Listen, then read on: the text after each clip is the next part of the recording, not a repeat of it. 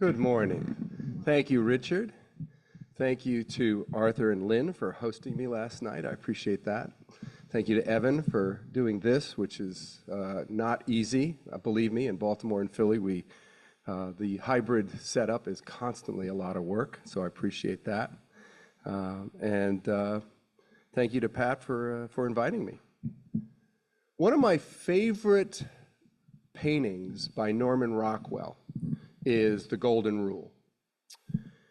It features people from all over the world of various ages and ethnicities standing serenely in seeming contemplation of the words, "Do unto others what you would have them do unto you." Now, Rockwell was raised by devout Christians, so it's not surprising that he used the Christian version of the Golden Rule. But today I want to speak about the universality of all versions and what they bring to us and what we can do with that ourselves as ethical culturists. Now, it was most likely that this universality was very clear to those who were present in 1985 at the United Nations when this painting was dedicated. It hangs on the third floor of the UN building in New York. And at that ceremony, the U.S. Deputy Secretary General, Jan Eliasson, praised the painting's multiculturalism and its idealism as fundamental to the United Nations. Now, he said, quote, "At its core, the work is about narrowing the gap between the world as it is and the world as we want it to be. That is what ethical culture is about." A big part of what Felix Adler wanted to do is try to make reality more ideal. Now, for many other people, the Golden Rule is at the heart of their religious faith. It takes different forms in different religions and philosophies, but all these forms shine out with the same golden hue. The Golden Rule was first, as a term, used by Anglican bishops, theologians. It became popular in the Western-speaking world from about 1880 to 1930 was when it was most popular. It's declined since then in use. And I wonder whether some of the popularity fading was due to the fact that many people said it was too idealistic. It was ineffective. But the empathy and the reciprocity that it represents is needed now more than ever. Today, I'm going to suggest that we promote all versions however we can, but I will focus as we move on how you here today recommit sincerely and intentionally to ethical culture's version of the Golden Rule, which is act to elicit the best in others, and you will elicit the best in yourself. Let me first explore some of the other versions of the Golden Rule. Now, the Deputy Secretary Eliasson, when he was balancing the Christian version, he spoke of other versions, and he began by talking about one spoken by the Yoruba tribe of West Africa. I don't know if Arthur has heard of this particular version, but translated, it says, "A person taking a pointed stick to pinch a baby bird should first try it on himself to see how it hurts." Very down to earth and concrete. Ibolojai Aduwu, who wrote African Traditional Religions, offers another version taught by Yoruba elders. Whenever one does something to another, one should put oneself in that person's shoes. A 4,000-year-old papyrus fragment from Egypt offers this version: "Do for one who may do for you, that you may cause him thus to do." I think it's got more rhythm than the meaning is actually pretty hard to figure out. A Mayan version translates simply as "I am another yourself." Chief Seattle of the Squamish tribe on America's Northwest coast offers a more commonly and ecologically broad version. Many of you have heard this. "Whatever befalls the earth befalls the sons of the earth. Man did not weave the web of life, he is merely a strand in it. Whatever he does to the web, he does to himself." There are Asian versions in every major religion there. "Hurt not others in ways that you yourself would find hurtful." That's Buddhism. Confucianism, Do not do to others what you would not want them to do to you. Hinduism, this is the sum of duty. Do not do to others what would cause pain if done to you. And Taoism, regard your neighbor's gain as your own gain and your neighbor's loss as your own loss. And of course, you know it's central to the three major Western religions. Judaism, thou shalt love thy neighbor as thyself, as well as what is hateful to you, do not do to your fellow man. Christianity, as ye would that men should do to you, do ye also them likewise. And Islam, none of you truly believes until he wishes for his brother what he wishes for himself. There's similar advice in Greek philosophy, which feeds the roots of humanism. Socrates says, do not do to others that which would anger you if others did it to you. His student Plato, may I do to others as I would that they should do unto me. Now, when scholars analyze these, and there are many other versions, by the way, quite often they like to divide them into two types. One type is something that prohibits action. For example, Judaism's what is hateful for you, do not to your fellow man, or Buddhism's hurt not others the way you yourself would find hurtful. And I agree with those prohibitions, I'm sure you do, but I prefer stronger arguments because I worry that rules that boil down to don't cause other pain, don't do evil, seems to have more to do with having clean hands. For me, that's not enough to rely on a rule that I could follow by doing nothing. So I admit, however, I don't have clean hands. I was talking to Arthur and Lynn about this morning. None of us do. We are in systems where we do terrible things because we're in these systems. I mean, just look at what our tax dollars pay for. Weapons that kill children overseas, criminal justice system that punishes poor people more than rich people, subsidies that support a fossil fuel industry poisoning our biosphere. So it is a challenge to have clean hands, and we need good prohibitive rules. But I do prefer the positive injunctions of the Golden Rule that demands more of us, not just to avoid evil, but to do good, to encourage us to be our sisters' and our brothers' keepers.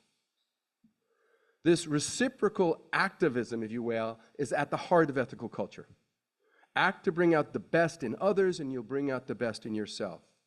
And in that, the doing is what matters, right? It's not just the words, it's the deed, not the creed. I'm going to come back to that, but I want to shift for a moment because I want to look at some of the philosophical and practical problems with the Golden Rule, because whenever I talk about it, people often will say, yeah, well, you know what? And they counter it. So I want to look at those. And maybe that's why it's not cited as often today as it was 50 years ago. So one criticism is that it's too general, it's too vague. It doesn't change with the circumstances, and unless you get into every little detail, it's not useful. And that's something that Jean-Paul Sartre talked about. There's a famous story of where a student came to him for advice.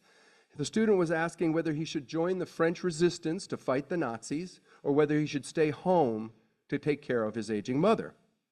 And Sartre wrote, by what authority, in the name of what golden rule of morality, do you think he could have decided in perfect peace of mind, either to abandon his mother or to remain with her? There are no means of judging. The content is always concrete and therefore unpredictable. It always has to be invented. And there's a truth in that. Each of us is in a very particular life, and we need to weigh all the elements to figure out how the Golden Rule might apply in any of our situations. Alfred Martin, an ethical culture leader, said something very similar in 1922, on April 30th, not a long time difference in dates here, in a talk titled Ethical Progress. He said, quote, moral standards set up by the illuminated seers of the past are not sufficiently comprehensive to cover new moral situations.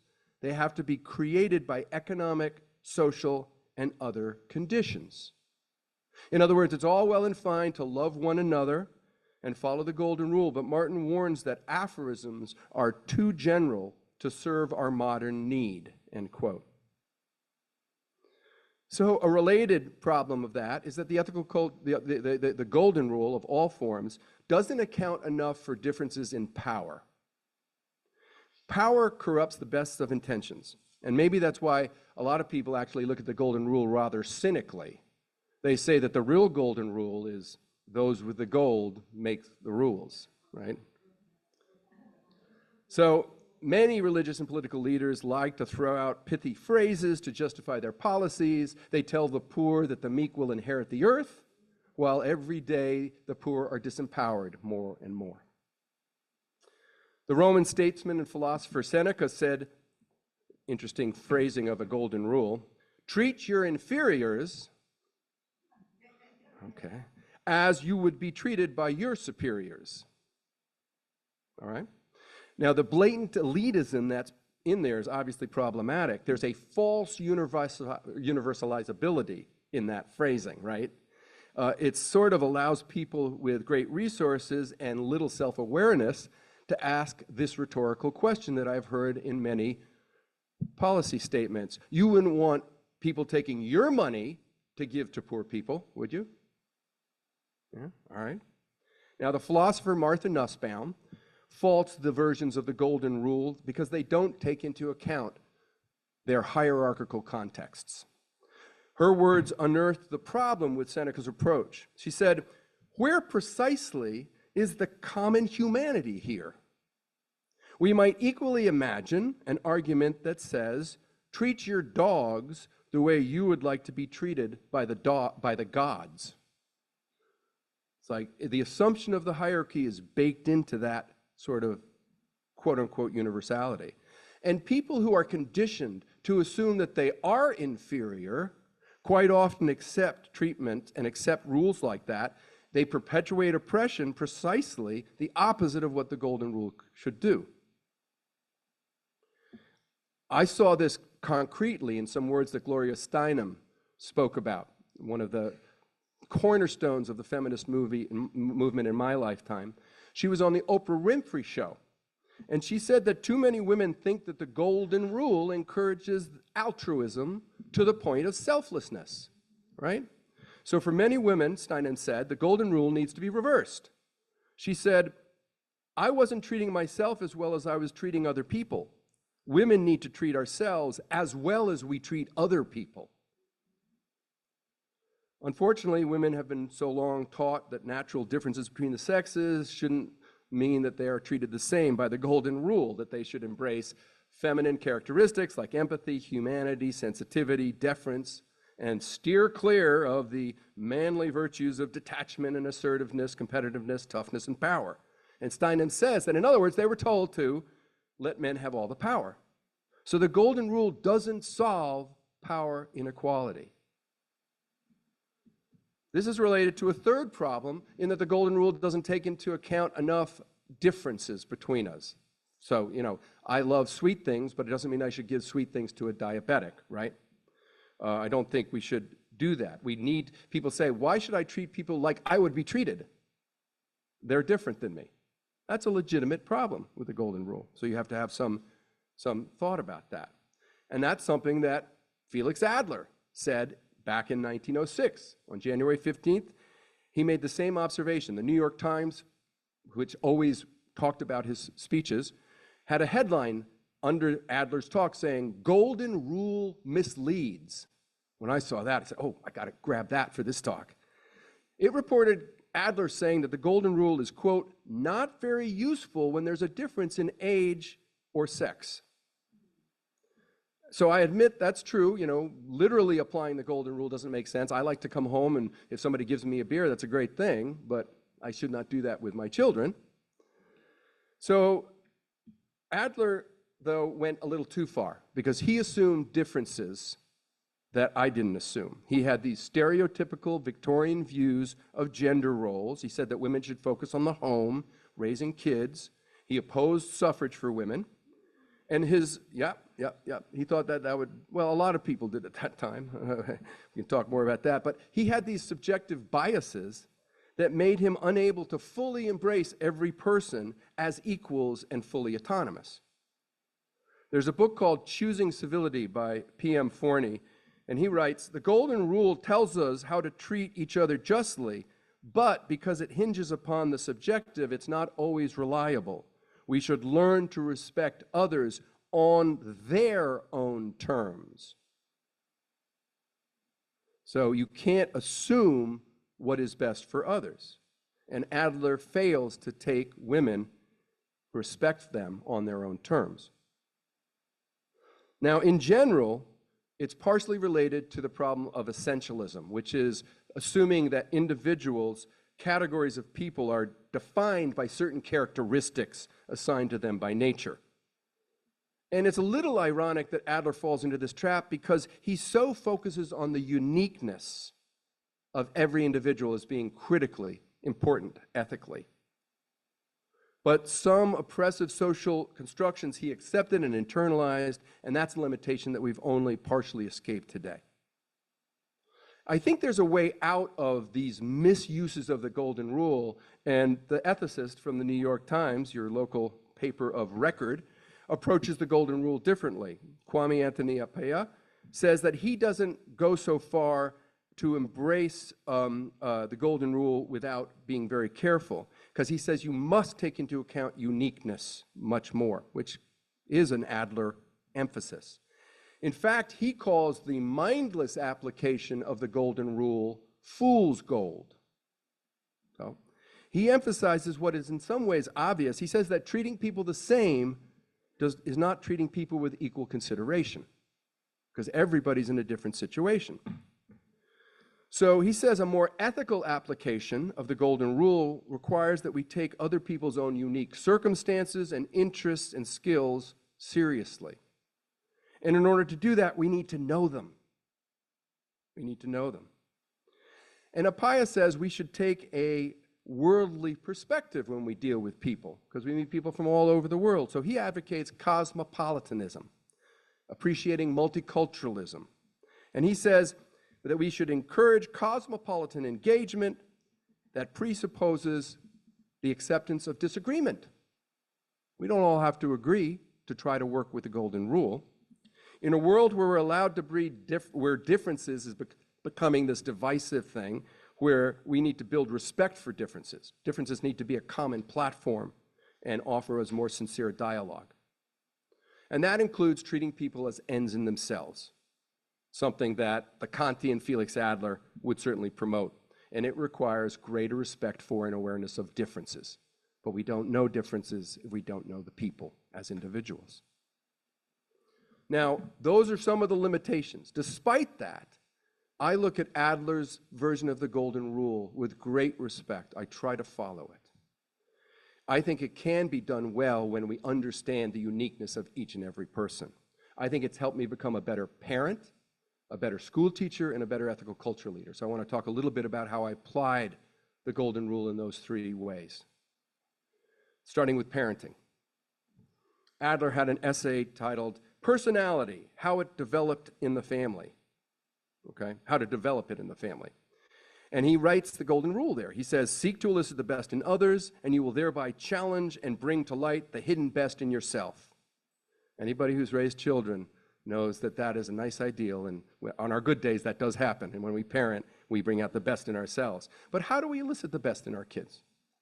When my children were born, I assumed that my wife and I would have about as much influence over their development as their natural free will and inclinations and gifts and tendencies.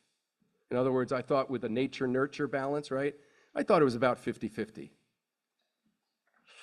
That proved wildly unrealistic. One of the many humbling parental lessons. I think rather than 50-50, maybe nurture contributed 10%. Maybe. Because I learned from the start that my children were very much their own person. They would, to a large degree, determine their own path in life. And I had not appreciated the importance of elicit when I started parenting. What does elicit mean in our golden rule? And to elicit means to draw out, right? It means to bring forth potential that is already there. And I learned after a few tough years that I couldn't program my children, but I could help them grow into themselves. And understanding that made me a better parent. It also made me a better teacher. I learned that students were not blank slates that were to be written upon, as John Locke assumed. They weren't empty containers to be filled with my wisdom. They come into the classroom with a lot of potential, and my job was to elicit those gifts and wisdom and skills from them. Encouraging them to elicit from each other was even the best thing to do, because that would continue on the rest of their lives. Now, as a leader of two ethical societies, I tried to embrace the golden rule as well by eliciting the best in others, by being open to other people, by encouraging them to express how they want to grow, how they want to evolve, how they want to represent the values of ethical culture, because it's different for each and every one of us. Now, over the years in these various roles of parent and teacher and ethical culture leader, I've learned that a huge part of this openness is to be humble, because we don't know each other well enough. You have to be open enough to learn about people, to understand their uniqueness, so your version of the golden rule does not become your way to control them. In the end, more than anything, it might be that just being present to other people is the best way to do this, by paying attention to them. That's how we learn who people are, by being open to them. We have to learn about what they want, what they need. When you get to know them, they will show us, they will reveal to us where they are going and how they will evolve, and we can help them, rather than labeling them, which unfortunately our school system does so often. And when we do get to know people, and they get to know us, that's when trust grows. That's when we can ask them if they want to hear our advice, if they want feedback. So when my kid came home, when I had learned better, and they had an issue, and they'd start to talk to me, I would let them talk and talk and talk. That sounds tough. Can I help you? How can I help you? What can we do? And that began to be a way that I began to see that I could use the golden rule to try to elicit their best. Because we don't know the path forward of any individual. We can only help them explore the options. Finally, I think with students and children in particular, we do need to give them other things. It's not enough just to be open. So quite often we need to give them the space, the autonomy, the encouragement. Sometimes we have to give them public praise and recognition. Other times we have to give them the resources so they can empower themselves. And this is what we need to do to follow what Adler was saying, to make the latent potential actual, to draw it forward, to make what is real more ideal. Now, the following words of Adler are a little bit more idealized and religious than I like, but I'm impressed by them. So I want to share them. It's about eliciting the best as a sacred task, if you wish. He says, the ideal destiny of humankind is to develop a higher type, a higher human type than exists at the present. I mean by this to set free the gifts, the talents, the responsibilities that are latent in us all. He said that's in 1906, January 15th. He stressed that we have to have faith in what's hidden in each other, what is hidden from view. He says we need to be room for, quote, the worth which is within him or her and which may never come to light. There is a halo around the head of every man and woman. I made that gender neutral. This is a very impressionistic approach to the golden rule. Adler does not offer a lot of concretes, not a series of steps. And that's how I approach the golden rule. It's how one of my departed colleagues, Richard Canary, was at the Philadelphia Society, served here for a couple of years, I believe. He put it this way. He said, bringing out the best becomes the explanation of what it means to be good. Adler's axiom of a way of living is a way of living, not a set of instructions. It is recognition of the individual nature of our world and the nebulous quality of goodness itself. Good intentions are important, but the effects of those intentions are also important.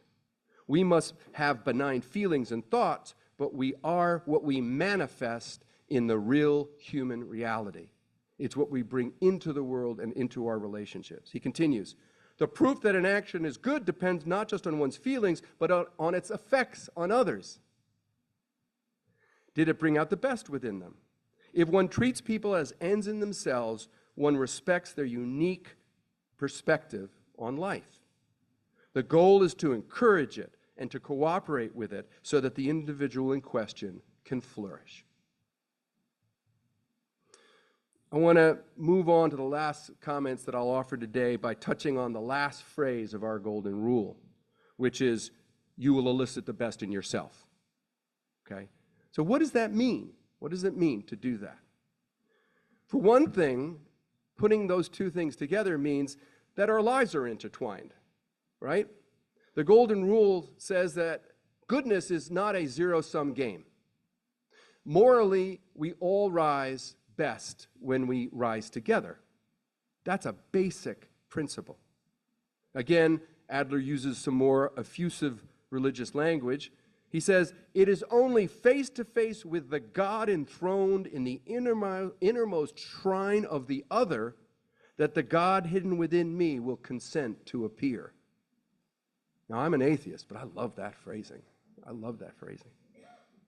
It's a good thing to aspire to bring out the best of ourselves. It's a good thing to know that you must start by focusing on others.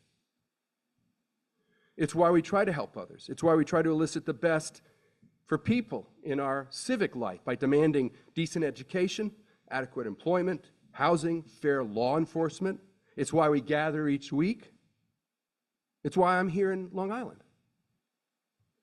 Working together through congregations or governments or the United Nations is the work we have to do, and we do it because we believe it works. And we have to reassert that it works against a world that says it does not, in a world that says divisions is all that matters and that other people are evil. We need to make the golden rule great again. Can I say that?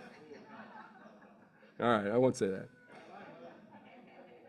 The American Ethical Union's annual assembly is in Minneapolis this year, and David Breeden is head of the First Unitarian Society in Minneapolis. And he said something I really liked. It was, what was old is new again. It's an article he wrote, what was old is new again. It was about the golden rule in a way.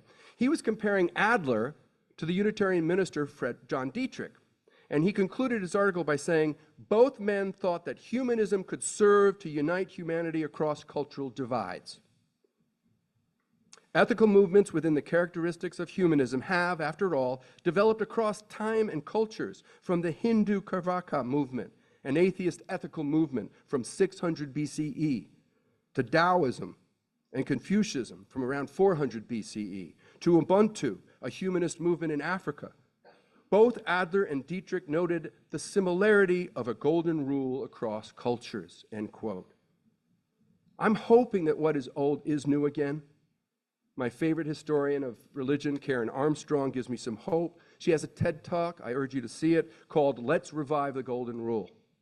And there, and throughout her writing actually, she argues that we are currently trying to transition from individualism that has been destructive to a global consciousness. We have to do that if we're going to avoid disaster. In order to bring a new dawn, we have to draw wisdom from every version of the golden rule. And that's why one of my favorite pieces of art is Norman Rockwell's The Golden Rule. That's why we're a part of ethical culture. Thank you.